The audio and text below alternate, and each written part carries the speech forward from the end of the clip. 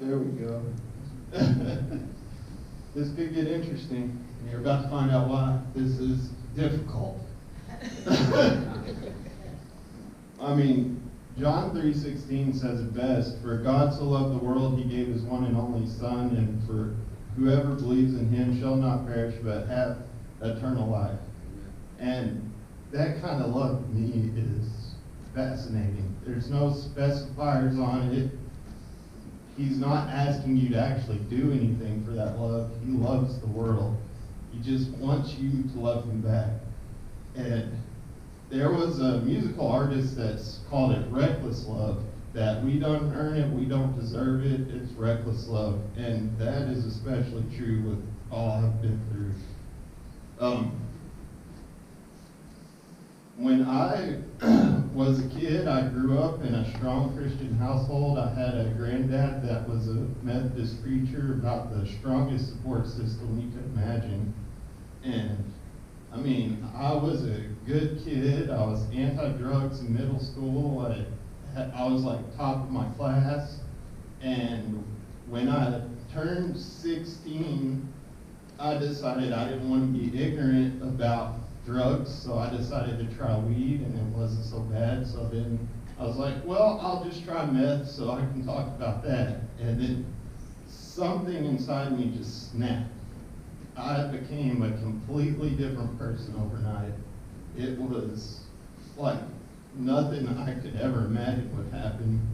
And I mean, over the years, my addiction got worse and worse. I ended up living in a drug den for quite a while. My parents didn't know where I was. I was so spiteful towards them, I robbed their house. The first time, and I brought this back out of the closet last night, and I wasn't going to share it today, but I'm going to.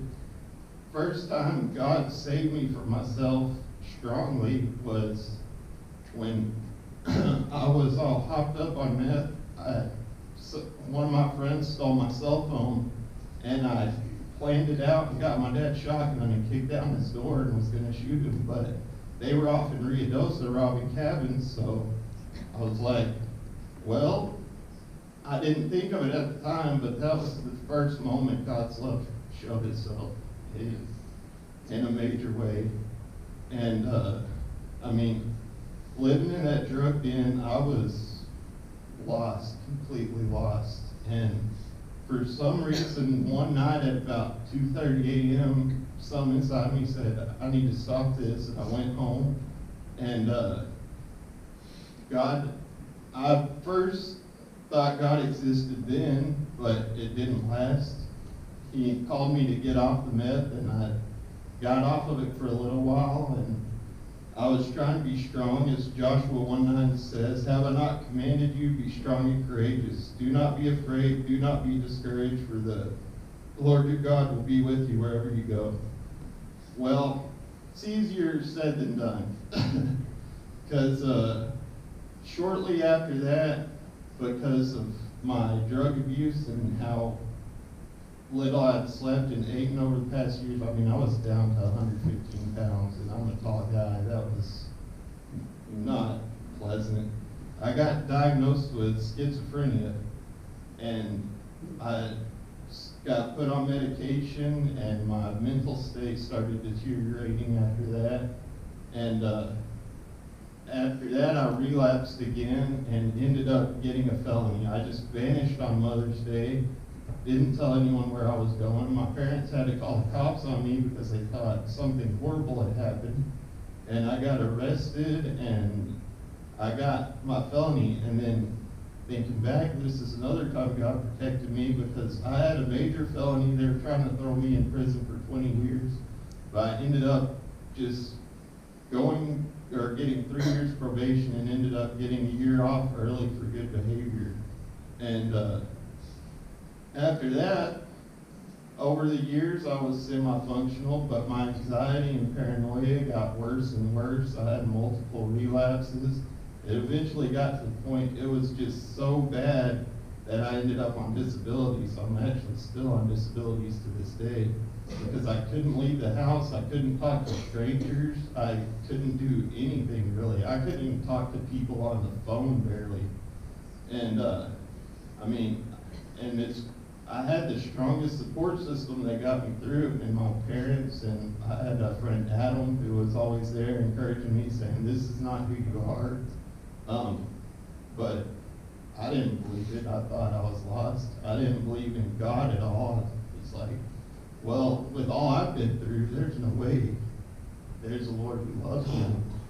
And so while I was on disabilities, I spent the days with my best friend's mom and neighbor. Her name was Angie Easterwood.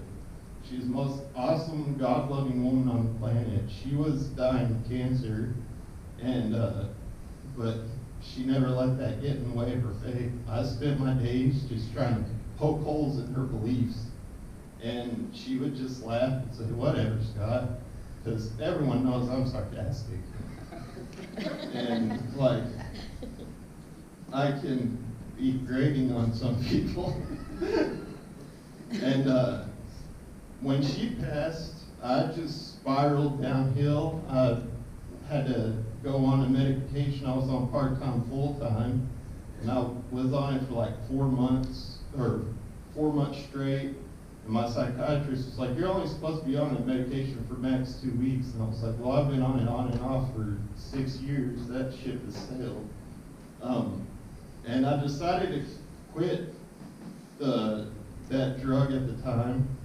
It was Klonopin, which is a benzo, which is a heavy-duty drug. I didn't realize how dependent I was on it, but I decided to quit it just out of nowhere, and little did I know what was going to happen next. I had a neighbor next door named Blake that I'd lived next to for a good 20 years, and I never said more than hi to the guy. He had just gotten a new camper, and he was just sitting outside in his yard in the middle of the day, which he owned an irrigation business. It's the middle of summer. That was highly unusual. And I was just standing on the porch, and something inside me said, go talk to him. And I was like, and I don't even know why I listened. He was talking to another neighbor, and I just waited 10 minutes for that neighbor to leave. And I went and asked him about his camper, and he ended up just breaking down, telling me his whole testimony from start to finish. I had like a 2-hour-long conversation with him. I don't remember what all it was about. I just remember my mind went completely clear. My anxiety that was out of control vanished for a short period of time. And a voice said, like a commanding voice, like I've never heard before, said, you're on the right path, keep going. And I was like, what does that even mean? But that was the first time I decided, well, there's something to God. I was like, I was awestruck in that moment. It was like nothing I'd ever experienced before. And about a week or two later, I was back to being lukewarm on God, and I was struggling real bad, and was thinking about taking medication again, which I knew was a really bad idea, but I decided, let's see how real this God really is. And be careful what you wish for. Because I prayed about it, and I said, Lord, if it's a bad idea for me to take this medication, just have the phone ring before I take it. It was one of the most childish prayers I've ever prayed. And I waited 30 seconds and said, this is a bunch of bull, I'm going to go take it. And as soon as I touched the pill bottle, the phone rang. And I was like, well, this is coincidence, this is just dumb. Well, I answered the phone, and it was CVS Pharmacy saying, oh, you have a prescription ready for pickup. And it was an automated message, and I was like, that's strange, what do I have? I called them back, and they said, there's no record of this call in our system. It shouldn't have even called you, and it's never done it before or since then. And I just dropped to the floor crying and praying, and that anxiety vanished. And that's when I was like, okay, God is very real. Amen. And now I'm kind of terrified because I was not a good person. I mean, for a decade, I was practically Scarface. You know Al Pacino and Scarface? I was not a good person. And then God called me to do the first thing I was terrified to do. And that was to get off all medication. He said, this is not, basically, in multiple ways, said, this is not who you are. This is just, you were down and out. You did the best you could. Let's regroup. And one of the big changes that got me to believe that was, I was talking to my parents about it, and my dad and my friend Adam had actually been pushing for me to cut back on the medication for a long time. And he told me Romans 12:2, do not be conformed to this world, but be transformed by the renewal of your mind, that by testing you may discern what is the will of God, what is good and acceptable and perfect. And so I decided to take that to heart and was like, well, let's try it. And then shortly after that, I had gotten sick for quite a while, and I got, was losing a lot of fluids, and one day I woke up and I got had this strange feeling inside me, and I couldn't place it, so my thought went, well, the only way to end this is to end it all. So I got super suicidal out of nowhere, and I called my mom and said, you need to come get me now. And I went to the emergency room, and they found my potassium low. Once they got my potassium under control, I just kind of zoned out and about fell asleep.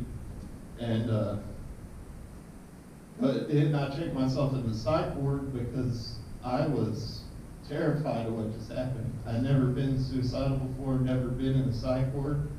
And then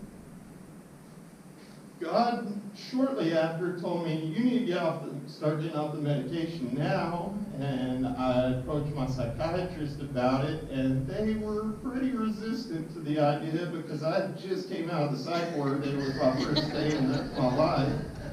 And they were like, well, you need to do psych testing and get reevaluated and stuff. I was like, no, I'm not doing it. I need to come off. And they were like, well, we're going to talk to your psychologist, Dr. Carr, and see what he has to say. And if he agrees, we'll agree. And I was like, fine, do it. I don't care. I'm getting off one way or another. And they called my psychologist, and he said, well, what's the worst that can happen? Yes, get back on medication. He's not that well off now anyway, so let's do it and see what happens. And so over the next year, I decided to taper off my antipsychotic really slowly. And this coming off the psych meds was a special kind of hell. I thought the coming off the illegal drugs was hard, but nothing like what I faced. And James 1:2-4, it's easy to say, less easy to keep in your mind when you're going through a trial, is count it joy, my brothers, when you meet trials of various kinds. For you know that the testing of your faith produces steadfastness. And let steadfastness have its full effect, that you may be perfect, complete, lacking in nothing. And, I mean, that's way easier said than done. Way easier. Because I didn't feel very steadfast most days when going through that process. And I actually went to an acupuncturist for a while. I started going to him, and it was helping, and I paid for 5 or 6 sessions. And by the last session, I was like, well, this is helping, but I don't know how I'm going to afford it. And I prayed on it a little, and then on my last session, I joked around, well, since you've never seen a patient like me and I'm so challenging, you should treat me for free and write a case study on it. And he actually agreed to it for a year.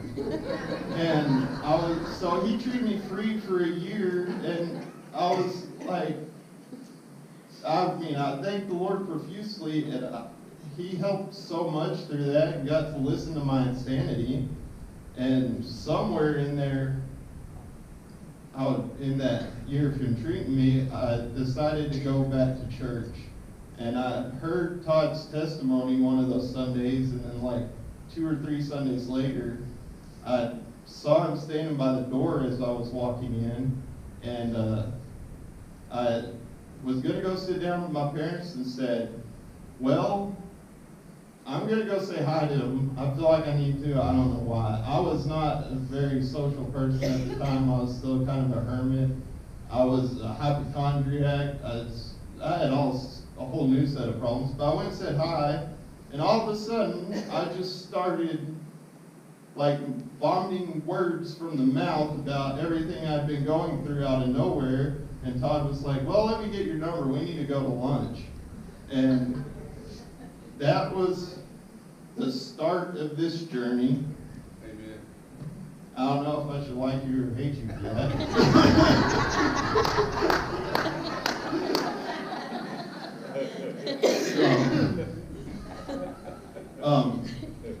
So I got off all the September 12th of 2 years ago, I ended up dropping the medication altogether. It was my granddad's funeral that day, and I was like terrified to come off the medication because I was not in good shape. I was barely sleeping. I was a basket case. I thought I was dying most days because of the symptoms I was having, and I was wavering on if I should go back to more medication. And I said something to my mom about it. And with the fury of 1,000 suns, she said, you need to drop the medication now. Don't look back ever.